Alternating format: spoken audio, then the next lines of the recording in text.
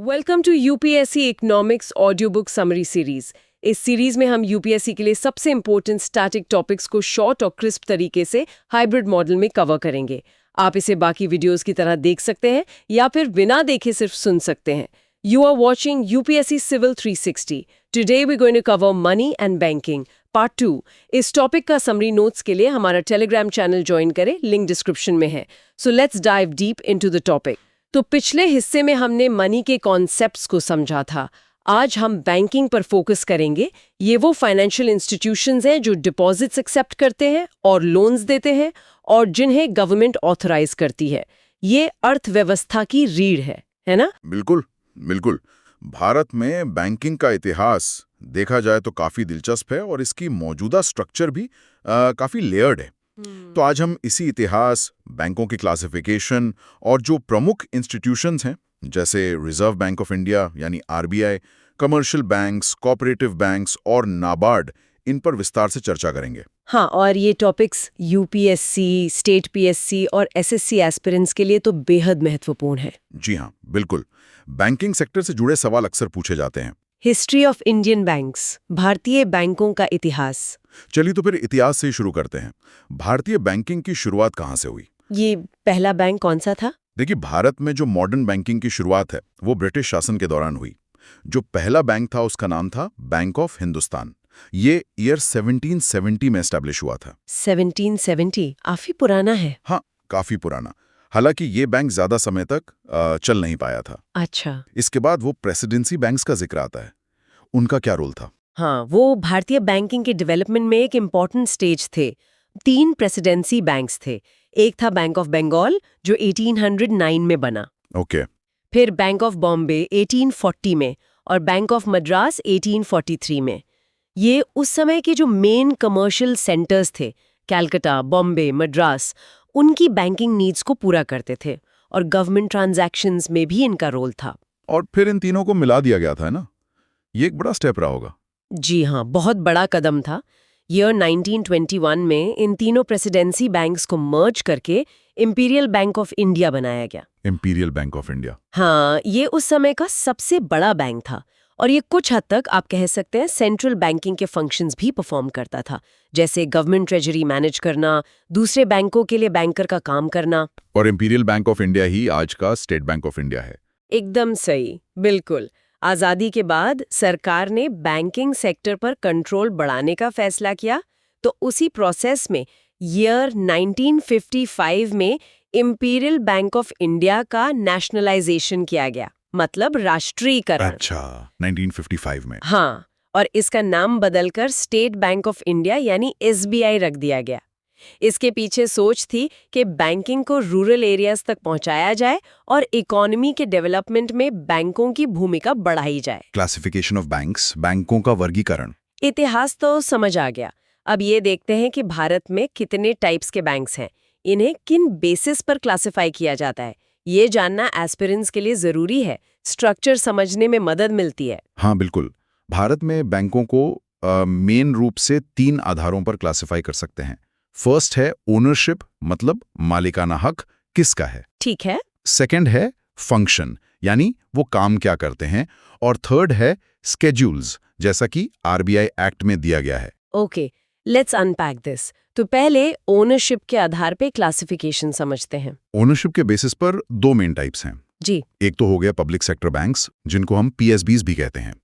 इनमें क्या है कि मेजॉरिटी ओनरशिप, मतलब कम से कम 51% हिस्सा, वो गवर्नमेंट ऑफ इंडिया या फिर आरबीआई के पास होता है। अच्छा। इनका ऑब्जेक्टिव सिर्फ प्रॉफिट कमाना नहीं होता, सोशल वेलफेयर भी होता है। एग्जाम्पल्स में state bank of India, SBI, bank of Baroda, Canada bank, ये सब शामिल हैं। सोर्स के अनुसार अप्रैल 2022 तक भारत में 12 पब्लिक सेक्टर बैंक्स थे। 12 पीएसबीज अप्रैल 2022 तक। ठीक है। और दूसरे हैं प्राइवेट सेक्टर बैंक्स। इनमें, जैसा नाम से ही पता चल रहा है, मेजॉरिटी ओनरशिप प्राइवेट इंडिविजुअल्स या कंपनीज के पास होती है। ओके। इनका मेन फोकस प्रॉफिट कमाना होता है। एग्जाम्पल्स तो बहुत कॉमन है, जैसे ICICI bank, HDFC bank, axis bank, Kotak Mahindra bank. Source के अनुसार अप्रैल 2022 तक भारत में 21 प्राइवेट सेक्टर बैंक्स थे। अच्छा, तो ये ओनरशिप का आधार हुआ। अब फंक्शन यानी काम के आधार पर बैंक कितने तरह के होते हैं? ये क्लासिफिकेशन तो काफी डिटेल्ड लग रहा है। हाँ, ये थोड़ा डिटेल्ड है क्योंकि बैंकों के काम अलग अलग होते हैं। फंक्शन के आधार पर मेन टाइप्स हैं। सबसे पहले कमर्शियल बैंक्स। ये वो बैंक्स हैं जिनसे हम सबका रोज पाला पड़ता है। हाँ, बिल्कुल। इनका मेन काम पब्लिक से डिपॉजिट्स लेना और बिजनेसेस या इंडिविजुअल्स को शॉर्ट टर्म लोन्स देना है। ये ट्रेड और कॉमर्स के डेवलपमेंट में हेल्प करते हैं। SBI, ICICI, HDFC, city bank, ये सब कमर्शियल बैंक्स हैं। ठीक है। फिर आते हैं डेवलपमेंट बैंक्स। इनका फोकस होता है इकोनॉमी के स्पेसिफिक सेक्टर्स जैसे इंडस्ट्री, एग्रीकल्चर या इंफ्रास्ट्रक्चर के प्रमोशन और लॉन्ग टर्म डेवलपमेंट पर। ये मीडियम और लॉन्ग टर्म फाइनेंस देते हैं। अच्छा, ये लॉन्ग टर्म लोन्स देते हैं। एग्जाम्पल्स? एग्जाम्पल्स के तौर पर IDBI, NABARD। एग्जाम्पल्स हैं industrial finance corporation of India, IFCI, state financial corporations, SFCs। NABARD और SIDBI को भी एक तरह से डेवलपमेंट बैंक्स कह सकते हैं, उनके स्पेसिफिक सेक्टर्स के लिए। ओके, तीसरा टाइप? तीसरा है कोऑपरेटिव बैंक्स। ये फाइनेंशियल एंटिटीज होती हैं जो अपने मेंबर्स की ही होती हैं। मतलब मेंबर्स ही ओनर हैं और वही कस्टमर भी। अच्छा, मेंबर्स बेस्ड। हाँ, ये कॉर्पोरेशन के प्रिंसिपल्स पर चलते हैं। Mutual help, democratic control. ये ज्यादातर रूरल और सेमी अर्बन एरियाज में एग्रीकल्चर और अलाइड एक्टिविटीज को फाइनेंस करते हैं। State cooperative banks, district central cooperative banks इसके एग्जांपल्स हैं। और स्पेशलाइज्ड बैंक्स? हाँ, स्पेशलाइज्ड बैंक्स किसी खास जरूरत या सेक्टर के लिए बनाए जाते हैं। जैसे फॉरेन एक्सचेंज ट्रांजैक्शंस के लिए foreign exchange banks, industrial projects के लिए industrial banks, export import trade को सपोर्ट करने के लिए एग्जिम बैंक है, यानी export import bank of India. EXIM bank. हाँ, स्मॉल इंडस्ट्रीज के लिए SIDB है, small industries development bank of India. और एग्रीकल्चर और रूरल डेवलपमेंट के लिए तो NABARD है ही। Got it. और ये डिफरेंशिएटेड बैंक्स क्या हैं? ये टर्म नया सा लग रहा है। हाँ, डिफरेंशिएटेड बैंक्स रिलेटिवली नई कैटेगरी है। इन्हें RBI ने स्पेसिफिक बैंकिंग फंक्शंस करने या किसी खास टारगेट ऑडियंस को केटर करने के लिए लाइसेंस दिया है। Specific functions? मतलब इनका स्कोप ऑफ एक्टिविटीज या एरिया ऑफ ऑपरेशंस जो यूनिवर्सल बैंक्स होते हैं जैसे SBI या HDFC, उनकी तुलना में लिमिटेड होता है। इसमें स्मॉल फाइनेंस बैंक्स और पेमेंट बैंक्स आते हैं, जिन पर हम आगे डिटेल में बात करेंगे। ठीक है, स्मॉल फाइनेंस बैंक्स और पेमेंट बैंक्स, अंडरस्टूड। और आखिरी है सेंट्रल बैंक। हर देश का एक सेंट्रल बैंक होता है। ये देश की मॉनेटरी पॉलिसी बनाता है, करेंसी इशू करता है और पूरे बैंकिंग सिस्टम को रेगुलेट और सुपरवाइज करता है। और भारत का सेंट्रल बैंक है reserve Bank of India, RBI। बिल्कुल। तीसरा क्लासिफिकेशन शेड्यूल्स के आधार पर था। ये शेड्यूल कहाँ दिया गया है और इसका मतलब क्या है? ये क्लासिफिकेशन होता है reserve Bank of India act 1934 के बेसिस पर। इस एक्ट का एक सेकंड शेड्यूल है। जिन बैंक्स के नाम इस शेड्यूल में लिस्टेड हैं उन्हें कहते हैं शेड्यूल्ड बैंक्स। अच्छा, RBI एक्ट 1934 के सेकंड शेड्यूल में लिस्टेड बैंक्स। हाँ, शेड्यूल्ड बैंक बनने के लिए कुछ कंडीशंस होती हैं, जैसे मिनिमम पेड अप कैपिटल और रिजर्व्स रिक्वायरमेंट पूरी करनी होती है। इन्हें कुछ फायदे मिलते होंगे? जी हाँ, शेड्यूल्ड बैंक्स को कुछ खास फैसिलिटीज मिलती हैं, जैसे वो RBI से बैंक रेट पर लोन ले सकते हैं जरूरत पड़ने पर, और वो RBI के क्लियरिंग हाउस के मेंबर बन सकते हैं, जिससे चेक क्लियरेंस आसान होता है। तो कौन कौन से बैंक्स आते हैं इसमें? लगभग सभी कमर्शियल बैंक्स, चाहे पब्लिक सेक्टर हो, प्राइवेट सेक्टर हो या फॉरेन बैंक्स हों। रीजनल रूरल बैंक्स RRBs भी शेड्यूल्ड होते हैं। कुछ कोऑपरेटिव बैंक्स भी हैं, और अब तो स्मॉल फाइनेंस बैंक्स और पेमेंट बैंक्स भी शेड्यूल्ड बैंक्स की कैटेगरी में आ गए हैं। और जो इस लिस्ट में नहीं है? जो बैंक RBI एक्ट 1934 के सेकंड शेड्यूल में शामिल नहीं हैं, उन्हें नॉन शेड्यूल्ड बैंक्स कहा जाता है। इनकी संख्या बहुत कम है और इन्हें नॉर्मली RBI से बोरोइंग फैसिलिटी नहीं मिलती है। सोर्स में एग्जांपल्स दिए हैं, जैसे Bangalore city cooperative bank limited, Baroda city coop bank limited. Banking structure in India focus on RBI। भारत में बैंकिंग स्ट्रक्चर के एपेक्स पर आते हैं the Reserve Bank of India, RBI।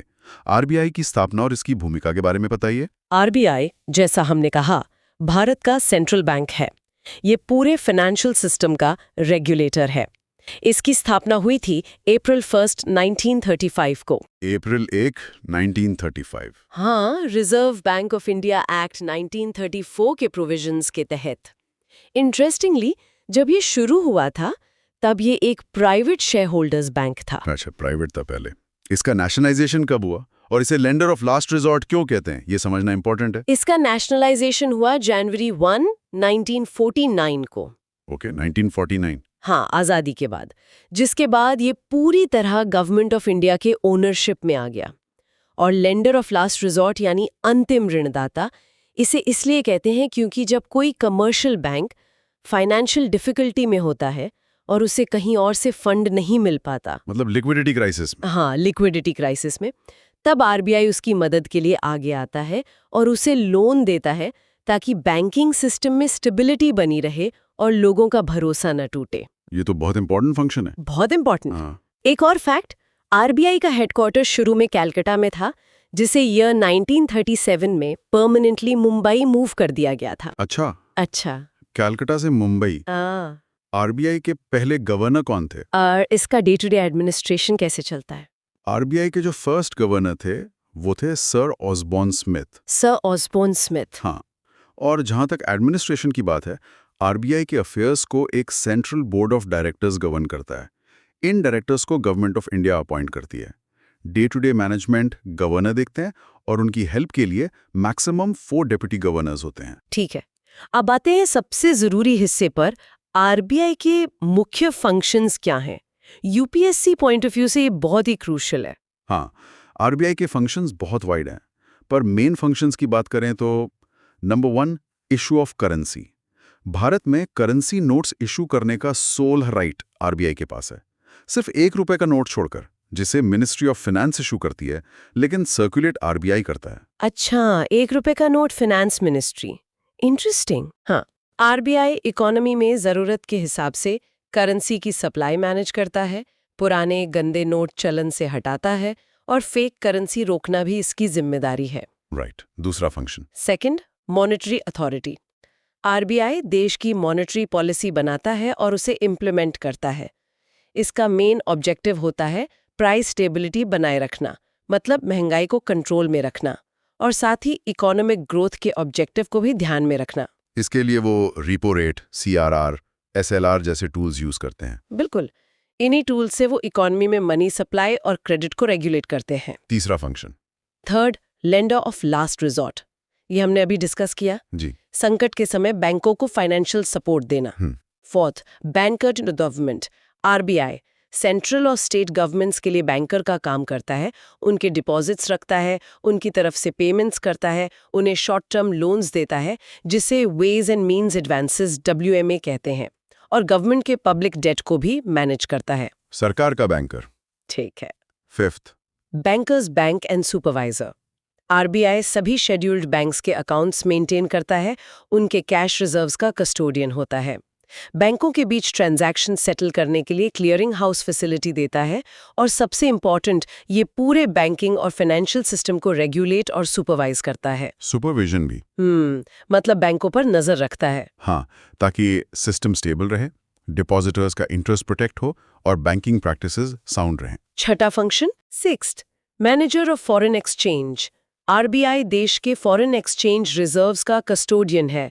Foreign exchange management act फीमा 1999 को मैनेज करता है। इसका एम है एक्सटर्नल ट्रेड और पेमेंट्स को फैसिलिटेट करना और फॉरेन एक्सचेंज मार्केट में स्टेबिलिटी बनाए रखना। फॉरेक्स रिजर्व्स मैनेज करना। और आखिरी, seventh, regulator of payment and settlement systems. RBI देश में सेफ और एफिशिएंट पेमेंट सिस्टम्स को प्रमोट, रेगुलेट और सुपरवाइज करता है, जैसे NEFT, RTGS, IMPS, UPI, ये सब आरबीआई के अंडर आते हैं। UPI भी। वाओ, ये वाकई काफी कॉम्प्रिहेंसिव रोल है आरबीआई का। सचमुच भारतीय अर्थव्यवस्था का एक मजबूत पिलर है। Commercial banks. आरबीआई के बाद बैंकिंग सिस्टम का सबसे बड़ा हिस्सा है कमर्शियल बैंक्स। ये क्या हैं और कैसे काम करते हैं? हाँ, कमर्शियल बैंक्स वो फाइनेंशियल इंस्टीट्यूशंस हैं जिनका मेन बिजनेस होता है पब्लिक से डिपॉजिट्स एक्सेप्ट करना और प्रॉफिट कमाने के ऑब्जेक्टिव से इंडिविजुअल्स और बिजनेसेस को लोन्स देना। जो सामान्य बैंक हम देखते हैं। बिल्कुल, ये भारत में बैंकिंग इंस्टीट्यूशंस का सबसे पुराना और सबसे बड़ा सेगमेंट है। इन्हें मेन रूप से आरबीआई रेगुलेट और सुपरवाइज करता है, बैंकिंग रेगुलेशन एक्ट 1949 के तहत। इनके फंक्शंस क्या हैं? क्या इन्हें कैटेगराइज कर सकते हैं? हाँ, बिल्कुल। इनके फंक्शंस को हम जनरली 3 कैटेगरीज में बांट सकते हैं। पहला है प्राइमरी फंक्शंस। ये इनके कोर फंक्शंस हैं। इसमें आता है एक्सेप्टिंग डिपॉजिट्स, जैसे savings account, current account, fixed deposits FD, recurring deposits RD। हाँ, डिपॉजिट्स लेना। और दूसरा प्राइमरी फंक्शन है एडवांसिंग लोन्स, जैसे cash credit, overdraft, term loans देना।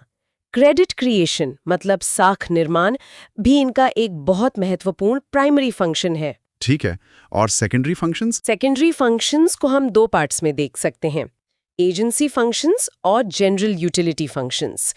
एजेंसी फंक्शंस में वो काम आते हैं जो बैंक अपने कस्टमर के एजेंट के रूप में करता है, जैसे फंड्स ट्रांसफर करना, चेक्स कलेक्ट करना, कस्टमर के बिहाफ पर पेमेंट्स करना, बिल्स, इंश्योरेंस प्रीमियम वगैरह, शेयर्स खरीदना बेचना। अच्छा, एजेंट की तरह काम करना। हाँ, और जनरल यूटिलिटी फंक्शंस में आती हैं लॉकर फैसिलिटी देना, लेटर्स ऑफ क्रेडिट इशू करना, फॉरेन एक्सचेंज डील करना, ट्रैवल चेक्स देना, इस तरह की सर्विसेज। ओके, और तीसरी कैटेगरी? Other functions. इसमें आता है कि ये इकोनॉमी में मनी सप्लाई बढ़ाने में हेल्प करते हैं क्रेडिट क्रिएशन के जरिए, और इकोनॉमिक डेटा कलेक्शन में भी हेल्प करते हैं। भारत में कमर्शियल बैंक्स के मेन टाइप्स कौन से हैं? क्या ये वही हैं जो हमने ओनरशिप के आधार पर देखे थे? PSBs, private banks? Sector banks, PSBs, जिनमें गवर्नमेंट की मेजॉरिटी शेयर होल्डिंग 51% और मोर होती है। Examples SBI, Punjab national bank, bank of Baroda. Source के अनुसार अप्रैल 2022 तक 12 पीएसबीज थे। जी। नंबर 2, प्राइवेट सेक्टर बैंक्स, जिनमें मेजॉरिटी ओनरशिप प्राइवेट हैंड्स में होती है। Examples ICICI bank, HDFC bank, axis bank. Source के अनुसार अप्रैल 2022 तक 21 प्राइवेट सेक्टर बैंक्स थे। ठीक है। Number 3, foreign banks. इनकी ब्रांचेस तो भारत में होती हैं, लेकिन इनका हेडक्वार्टर विदेश में होता है। Examples city bank, HSBC, standard chartered bank. Source के अनुसार अप्रैल 2022 तक 46 फॉरेन बैंक्स थे। 46 फॉरेन बैंक्स, ओके। और चौथा? फोर्थ है डिफरेंशिएटेड बैंक्स। ये टेक्निकली कमर्शियल बैंक्स की ही एक सब कैटेगरी है, जिसमें स्पेसिफिक लाइसेंस वाले बैंक्स आते हैं। इसमें रीजनल रूरल बैंक्स यानी आरआरबीज और लोकल एरिया बैंक्स यानी एलएबीज शामिल हैं। स्मॉल फाइनेंस बैंक्स और पेमेंट बैंक्स को भी इसी ब्रॉडर कैटेगरी में रखा जा सकता है, हालांकि उनके फंक्शंस थोड़े अलग हैं। इन पर अब बात करते हैं। डिफरेंशिएटेड बैंक्स, विभेदित बैंक। हाँ, आपने डिफरेंशिएटेड बैंक्स का जिक्र किया था। ये क्या है और ये नॉर्मल यूनिवर्सल बैंक से कैसे अलग हैं? ये कॉन्सेप्ट थोड़ा और समझना चाहेंगे। जरूर। डिफरेंशिएटेड बैंक्स वो बैंकिंग इंस्टीट्यूशंस हैं जिन्हें आरबीआई ने, आप कह सकते हैं, डिफरेंशिएटेड लाइसेंस दिया है। मतलब उन्हें या तो स्पेसिफिक बैंकिंग सर्विसेज देने के लिए या समाज के किसी खास तबके की जरूरतें पूरी करने के लिए लाइसेंस मिला है। डिफरेंशिएटेड मतलब अलग। किस तरह से अलग? ये यूनिवर्सल बैंक से अलग होते हैं। यूनिवर्सल बैंक्स कौन से? जैसे एसबीआई, आईसीआईसीआई, एचडीएफसी। ये लगभग सभी प्रकार की बैंकिंग सर्विसेज देते हैं, deposits, loans, investment banking, insurance distribution, सब कुछ। और थियोरेटिकली ये देश में कहीं भी ऑपरेट कर सकते हैं, बस वो 25% रूरल ब्रांच वाला मैंडेट पूरा करना होता है। लोन्स या डिपॉजिट्स पर भी कोई खास रेस्ट्रिक्शन नहीं होती, रेगुलेटरी नॉर्म्स जैसे पीएसएल 40% टारगेट के अलावा। ठीक है, ये हुए यूनिवर्सल बैंक्स। तो डिफरेंशियल बैंक्स इनसे कैसे अलग हैं? डिफरेंशियल बैंक्स पर कुछ न कुछ रिस्ट्रिक्शंस होती हैं। या तो उनका ज्योग्राफिकल एरिया लिमिटेड होता है, जैसे लोकल एरिया बैंक्स एलएबीज या रीजनल रूरल बैंक्स आरआरबीज का होता है, या फिर उनकी एक्टिविटीज लिमिटेड होती हैं। एक्टिविटीज लिमिटेड जैसे पेमेंट बैंक्स डिपॉजिट्स ले सकते हैं, सोर्स के अनुसार 1 लाख रुपीस तक पर कस्टमर। हालांकि ये लिमिट अब शायद 2 लाख हो गई है, पर हम सोर्स पर स्टिक करेंगे। लेकिन वो लोन्स नहीं दे सकते। आरआरबीज को अपना 75% लोन प्रायोरिटी सेक्टर को देना होता है। तो ये किसी खास ऑब्जेक्टिव के साथ बनाए गए हैं, इसलिए इन्हें डिफरेंशिएटेड कहते हैं। अच्छा, अब समझ आया। तो फिर डिफरेंशिएट बैंक्स की मेन कैटेगरीज कौन सी हैं? इनके बारे में थोड़ा विस्तार से जानते हैं। हाँ, मेन कैटेगरीज हैं। पहला, पेमेंट बैंक्स, पीबी। इन्हें ईयर 2015 में इंट्रोड्यूस किया गया था नाचिकेत मोर कमेटी की रिकमेंडेशंस पर। नाचिकेत मोर कमेटी 2015। हाँ, इनका मेन ऑब्जेक्टिव है फाइनेंशियल इंक्लूजन को बढ़ाना, खासकर low income households, migrant labourers और स्मॉल बिजनेसेस के लिए। इनका काम क्या है? ये डिपॉजिट्स एक्सेप्ट कर सकते हैं, सिर्फ डिमांड डिपॉजिट्स, सेविंग्स करंट, वो भी 1 लाख रुपीस तक पर customer as per source. Time deposits जैसे एफडीआरडी नहीं ले सकते और एनआरआई डिपॉजिट्स भी नहीं ले सकते। ये रेमिटेंस सर्विसेज दे सकते हैं, एटीएम डेबिट कार्ड्स इशू कर सकते हैं, लेकिन ये लोन्स नहीं दे सकते और क्रेडिट कार्ड्स भी इशू नहीं कर सकते। लोन्स नहीं दे सकते, ये बड़ा पॉइंट है। हाँ, ये क्रेडिट रिस्क नहीं लेते। इनका फोकस पेमेंट्स और स्मॉल सेविंग्स पर है। एग्जाम्पल्स हैं Airtel payments bank, India post payments bank, Paytm payments bank. ठीक है, दूसरी कैटेगरी। दूसरी है स्मॉल फाइनेंस बैंक्स, SFBs। इन्हें भी ईयर 2015 में ही इंट्रोड्यूस किया गया था। रिकमेंडेशन नचिकेत मोर कमेटी की ही थी और एप्लीकेशंस को उषा थोरट कमेटी ने स्क्रीन किया था। SFBs 2015, इनका क्या ऑब्जेक्टिव? इनका ऑब्जेक्टिव है अनसर्व्ड और अंडर बैंक सेक्शंस को बेसिक बैंकिंग सर्विसेज देना। इसमें डिपॉजिट्स एक्सेप्ट करना और स्मॉल लोन्स देना दोनों शामिल हैं। ये यूनिवर्सल बैंक्स की तरह ही ऑपरेट कर सकते हैं पर छोटे स्केल पर। तो ये लोन्स दे सकते हैं? हाँ, ये लोन्स दे सकते हैं, लेकिन इन पर priority sector lending PSL target ज्यादा होता है, 75% of adjusted net bank credit ANBC। और इनके लोन्स का 50% हिस्सा छोटे बोरोवर्स को जाना चाहिए, मतलब अप टू 25 लाख तक के लोन्स। अच्छा, स्मॉल बोरोवर्स पर फोकस है। Examples? AU small finance bank, Ujjivan small finance bank, Equitas small finance bank. ठीक है, तीसरा टाइप? तीसरा है लोकल एरिया बैंक्स। इन्हें ईयर 1996 में प्राइवेट सेक्टर में एस्टैब्लिश किया गया था। इनका पर्पस था रूरल और सेमी अर्बन एरियाज में लोकल सेविंग्स को मोबिलाइज करना और लोकल इन्वेस्टमेंट करना। Local focus? हाँ। मतलब एरिया लिमिटेड? हाँ, इनका ऑपरेशनल एरिया लिमिटेड होता है, यूजुअली 2-3 एडजॉइनिंग डिस्ट्रिक्ट्स तक। सोर्स इन्हें नॉन शेड्यूल बताता है, लेकिन साथ ही कहता है कि इन्हें SLR मेंटेन करना होता है। तो ये थोड़ी यूनिक कैटेगरी थी। ये कंपनीज एक्ट 1956 के तहत रजिस्टर्ड होते थे, RBI से लाइसेंस लेते थे और इन्हें CRR और SLR दोनों मेंटेन करने होते थे। PSL ऑब्लिगेशंस भी पूरी करनी पड़ती थी। अच्छा, क्या ये अभी भी है? 2014 में RBI ने एलिजिबल LABs को SFBs में कन्वर्ट होने का ऑप्शन दिया था, तो इनकी संख्या अब बहुत कम है। ओके, और चौथा टाइप? Regional rural banks. हाँ। रीजनल रूरल बैंक्स RRBs, इन्हें ईयर 1975 में ऑर्डिनेंस के जरिए और फिर RRB एक्ट 1976 के तहत एस्टैब्लिश किया गया था। रिकमेंडेशन थी M नरसिम्हम कमेटी की। M नरसिम्हम कमेटी, इनका क्या उद्देश्य था? इनका मेन ऑब्जेक्टिव था रूरल एरियाज में खास तौर पर small and marginal farmers, agricultural labourers, artisans और स्मॉल एंटरप्रेन्योर्स को क्रेडिट और बैंकिंग फैसिलिटीज पहुंचाना। फाइनेंशियल इंक्लूजन के लिए ये बहुत इंपॉर्टेंट कदम था। इनकी ओनरशिप कैसी होती है? इनकी ओनरशिप मिली-जुली होती है। सेंट्रल गवर्नमेंट का हिस्सा 50%, संबंधित स्टेट गवर्नमेंट का 15% और एक स्पॉन्सर बैंक होता है, कोई कमर्शियल बैंक, उसका 35% हिस्सा होता है। 15-15-35 रेशो। इंटरेस्टिंग। और इन्हें भी PSL टारगेट पूरा करना होता है? हाँ, RRBs के लिए भी PSL टारगेट 75% है, कमर्शियल बैंक्स के 40% के मुकाबले। ये जानना दिलचस्प है कि कैसे अलग-अलग जरूरतों के लिए अलग-अलग तरह के बैंक बनाए गए। अब कमर्शियल बैंक्स और RRBs में मेन डिफरेंसेस क्या है? सोर्स के बेसिस पर देखें तो मेन अंतर है। पहला, रेगुलेशन। दोनों बैंकिंग रेगुलेशन एक्ट के अंडर हैं, पर RRBs पर RRB एक्ट 1976 भी लागू होता है। ठीक है। दूसरा, मार्जिनल स्टैंडिंग फैसिलिटी, MSF। ये RBI से ओवरनाइट बोरोइंग की फैसिलिटी है जो कमर्शियल बैंक्स को मिलती है, RRBs को नहीं। MSF सिर्फ कमर्शियल बैंक्स के लिए? ओके। तीसरा, PSL टारगेट। कमर्शियल बैंक्स के लिए 40%, RRBs के लिए 75%। ये RRBs के रूरल फोकस को दिखाता है। राइट, 75% काफी ज्यादा है। चौथा, area of operation. Commercial banks nation wide operate करते हैं, RRBs कुछ डिस्ट्रिक्ट्स तक लिमिटेड होते हैं। हाँ। और पांचवा, ओनरशिप। कमर्शियल बैंक्स में ओनरशिप वेरीड होती है, RRBs में वो फिक्स्ड रेशो 50-15-35 है। Understood. India post payments bank का आपने जिक्र किया, इसकी पहुंच तो जबरदस्त होगी पोस्ट ऑफिस नेटवर्क के कारण। बिल्कुल। IPPB डिपार्टमेंट ऑफ पोस्ट के तहत 100% गवर्नमेंट ओन्ड पेमेंट्स बैंक है। इसका सबसे बड़ा एडवांटेज इसका वास्ट नेटवर्क है। पोस्ट ऑफिस तो गांव-गांव तक हैं। हाँ, सही बात है।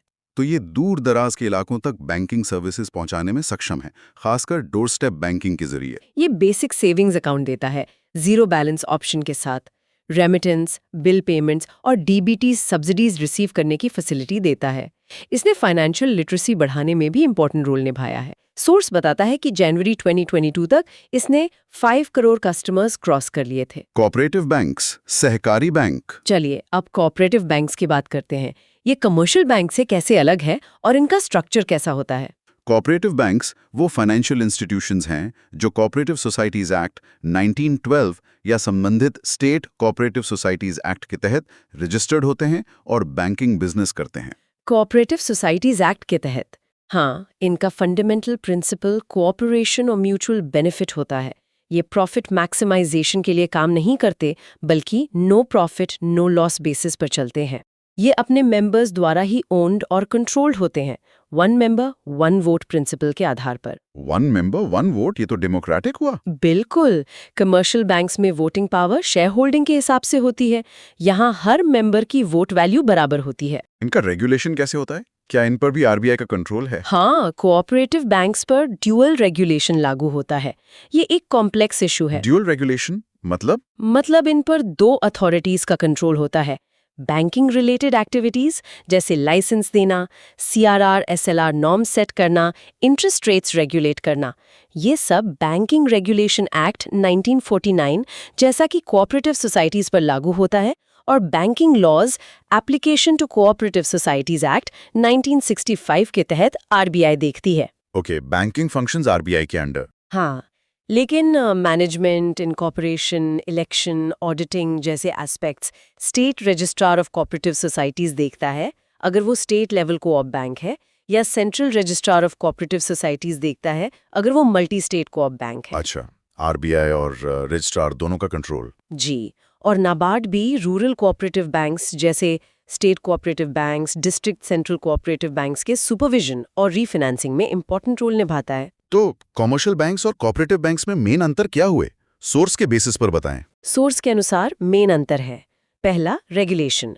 कमर्शियल बैंक्स पर सिर्फ BR act 1949 RBI, cooperative banks पर dual regulation RBI plus RCS CRCS. ठीक है। दूसरा, बोरोअर्स। कमर्शियल बैंक से कोई भी एलिजिबल बोरो कर सकता है। कोऑपरेटिव बैंक से प्राइमरीली उनके मेंबर्स ही बोरो कर सकते हैं। सिर्फ मेंबर्स? हाँ, मेन फोकस मेंबर्स पर होता है। तीसरा, वोटिंग पावर।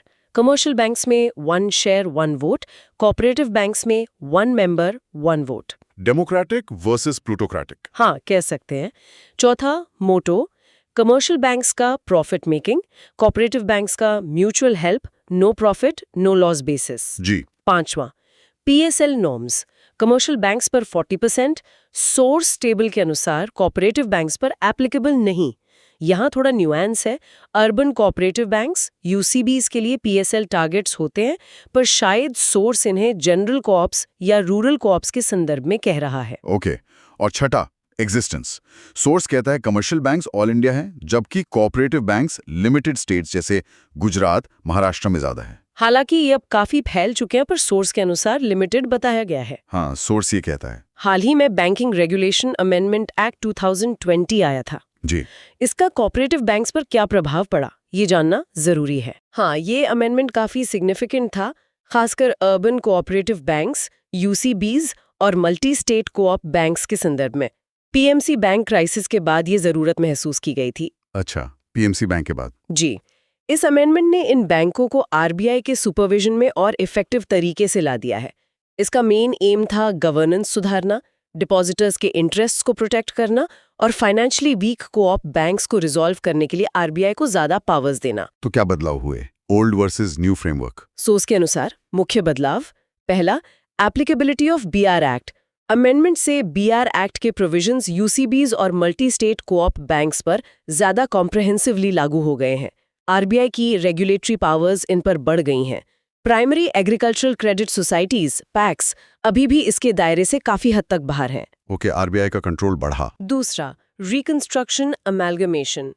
पहले किसी डिस्ट्रेस्ड कोऑप बैंक की रिकंस्ट्रक्शन स्कीम बनाने से पहले मॉरेटोरियम लगाना पड़ता था। अब आरबीआई सेक्शन 45 के तहत स्कीम बिना मॉरेटोरियम लगाए भी इम्प्लीमेंट कर सकती है, डिपॉजिटर्स के हित में। ये तो प्रोसेस फास्ट करेगा। हाँ। तीसरा, शेयर इशुएंस। आरबीआई को अब कोऑप बैंक्स द्वारा शेयर इशुएंस की सीलिंग रिलैक्स करने की पावर मिली है सेंट्रल गवर्नमेंट के कंसल्टेशन से। ठीक है। चौथा, supersede board of directors BOD supersede कर सकती है। पहले आरबीआई सिर्फ प्राइमरी कोऑपरेटिव बैंक्स का बीओडी सुपरसीड कर सकती थी। अब आरबीआई प्राइमरी और मल्टी स्टेट कोऑपरेटिव बैंक्स दोनों का बीओडी सुपरसीड कर सकती है, अगर जरूरत हो मिसमैनेजमेंट या डिपॉजिटर्स इंटरेस्ट के खतरे की स्थिति में। नाबार्ड? कोऑपरेटिव बैंक्स की बात हुई तो उनकी एपेक्स रीफाइनेंसिंग बॉडी नाबार्ड का जिक्र जरूरी है। नाबार्ड के बारे में बताइए, इसकी भूमिका क्या है? नाबार्ड यानी national bank for agricultural and rural development, इसकी स्थापना हुई थी जुलाई 12, 1982 को। जुलाई 12, 1982। हाँ, पार्लियामेंट के एक एक्ट, नाबार्ड एक्ट 1981 के तहत इसे बी शिवारामन कमेटी के रिकमेंडेशंस पर एस्टैब्लिश किया गया था। B शिवारामन committee. जी, ये एग्रीकल्चर और रूरल डेवलपमेंट के लिए भारत का एपेक्स डेवलपमेंट फाइनेंशियल इंस्टीट्यूशन है। इसने आरबीआई के कुछ फंक्शंस, एग्रीकल्चरल क्रेडिट डिपार्टमेंट और rural planning and credit sale और तत्कालीन agricultural refinance and development corporation ARDC को टेक ओवर किया था। तो ये एग्रीकल्चर और रूरल डेवलपमेंट का एपेक्स बैंक है।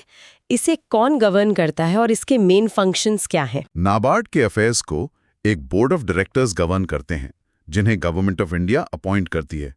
नाबार्ड एक्ट के अनुसार इसके मेन फंक्शंस हैं। पहला, ये रीफाइनेंसिंग इंस्टीट्यूशन के रूप में काम करता है।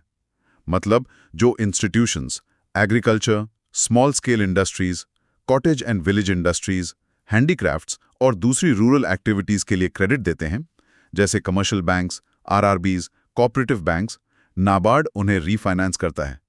ये डायरेक्टली इंडिविजुअल्स को लेंड नहीं करता। अच्छा, ये बैंकों को फाइनेंस करता है। हाँ, रीफाइनेंस करता है। दूसरा, ये state cooperative banks, RRBs, land development banks वगैरह को शॉर्ट टर्म, मीडियम टर्म और लॉन्ग टर्म क्रेडिट देता है। ठीक है। तीसरा, ये स्टेट गवर्नमेंट्स को भी लॉन्ग टर्म लोन्स देता है 20 साल तक, ताकि वो कोऑपरेटिव सोसाइटीज के शेयर कैपिटल में कंट्रीब्यूट कर सकें। स्टेट गवर्नमेंट्स को भी लोन।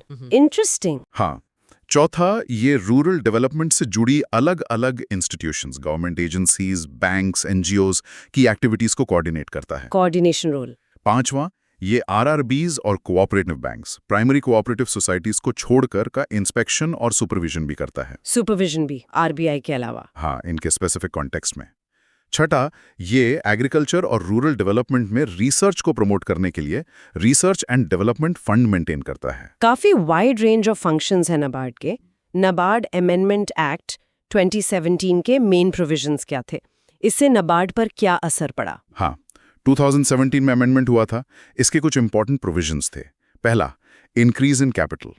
इसने यूनियन गवर्नमेंट को नाबार्ड की ऑथराइज्ड कैपिटल 5,000 करोड़ से बढ़ाकर 30,000 करोड़ करने की पावर दी। 5,000 से 30,000 करोड़, काफी बड़ा जंप है। हाँ, ताकि नाबार्ड अपने बढ़ते ऑपरेशंस को सपोर्ट कर सके। दूसरा, ट्रांसफर ऑफ RBI शेयर। ये बहुत इंपॉर्टेंट था। पहले नाबार्ड में RBI की भी हिस्सेदारी थी, छोटी सी, 20 करोड़। अमेंडमेंट के बाद RBI की पूरी हिस्सेदारी सेंट्रल गवर्नमेंट को ट्रांसफर कर दी गई। तो कब नाबार्ड 100% गवर्नमेंट ओन्ड है? हाँ, अब सेंट्रल गवर्नमेंट अकेले नाबार्ड की कम से कम 51% शेयर कैपिटल रखेगी। प्रैक्टिकली 100% हो गया। इससे RBI का रेगुलेटर और ओनर होने का जो कॉन्फ्लिक्ट ऑफ इंटरेस्ट था वो खत्म हो गया। ये लॉजिकल स्टेप लगता है। और कुछ? तीसरा, MSME डेफिनेशन अलाइनमेंट। एक्ट में जो पुराने टर्म्स थे, जैसे स्मॉल स्केल इंडस्ट्री, उन्हें MSME डेवलपमेंट एक्ट 2006 की definitions, micro enterprise, small enterprise, medium enterprise से अलाइन किया गया। इससे नाबार्ड की क्रेडिट फैसिलिटी की एप्लीकेबिलिटी बढ़ गई। ओके, और चौथा? चौथा, consistency with companies act 2013। NABARD act 1981 में जहां कंपनीज एक्ट 1956 का रेफरेंस था, उसे कंपनीज एक्ट 2013 से अपडेट किया गया। आउटरो। तो हमने आज भारतीय बैंकिंग सिस्टम के स्ट्रक्चर, उसके इतिहास, क्लासिफिकेशन और RBI, commercial banks, cooperative banks, differentiated banks और नाबार्ड जैसे इंपॉर्टेंट इंस्टीट्यूशंस को काफ़ी डिटेल में समझा। ये न सिर्फ हमारी अर्थव्यवस्था के पिलर्स हैं, बल्कि फाइनेंशियल इंक्लूजन और डेवलपमेंट के क्रूशियल इंजन्स भी हैं। बिल्कुल। ये था मनी एंड बैंकिंग पार्ट 2 का समरी ऑडियो बुक। अगर आपको ये फॉर्मेट हेल्पफुल लगा तो इसे लाइक और शेयर जरूर करें, ताकि और एस्पिरेंट्स भी बेनिफिट ले सकें। Remember, God helps those who help others. और सब्सक्राइब करें हमारे चैनल को, जहां आपको और कई अन्य स्टैंडर्ड बुक्स की ऑडियो समरीज मिलेंगी। हमारी कोशिश है कि आप कहीं भी कभी भी सुनकर अपनी तैयारी जारी रख सकें। मिलते हैं अगले एपिसोड में एक और इम्पॉर्टेंट टॉपिक के साथ। धन्यवाद और जय हिंद।